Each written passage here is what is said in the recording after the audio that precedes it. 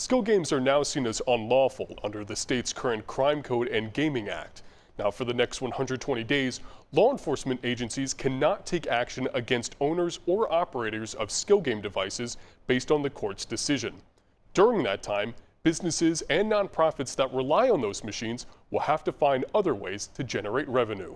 The question of whether skill games operate as unlicensed and unregulated slot machines has been answered. The Pennsylvania Supreme Court concluded that the electronic machines meet the state's legal definition of slot machines and therefore fall under the state's gaming laws. We have been preparing our post to do, for this moment. Jim Brown is the senior vice commander with the VFW Department of Pennsylvania. He says skill games have generated substantial revenue for posts across the state, and that is at risk of ending. With declining membership, declining ways of producing revenue and things like that, the skill games that, were there, they helped us generate some revenue, and many of them, that was the only way they could stay open and continue to contribute out in the community, which we do a lot of contributions financial out into the community.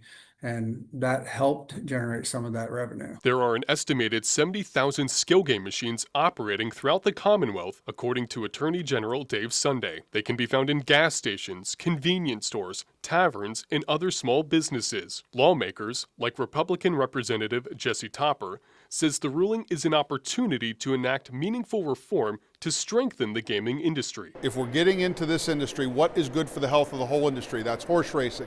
Those are casinos. What is good for the health of the Commonwealth of Pennsylvania in terms of the regulations that need to surround it? That's what we're going to be looking at. There's no specific plan that I'm married to right now. It's just a matter of how can we get this done in a way that is good for Pennsylvania. Democrats, including Representative Ben Waxman and Morgan Cepas, introduced legislation to regulate skill games if they become legal. It provides oversight. It allows for municipalities to determine where they are located in their counties and their cities, but then it also, again, places protections for the employees as well as the patrons to ensure that this just doesn't create a system where people are being taken advantage of. Brown encourages lawmakers to consider investing in electronic pull tabs, which are not allowed to replicate slot machines or skill games. Moving into the E-tab world, which should fall right under the small games of chance laws that we have right now, just gives another tool in our toolbox to help generate funds to put back into our communities. Conversations are expected to continue amongst lawmakers,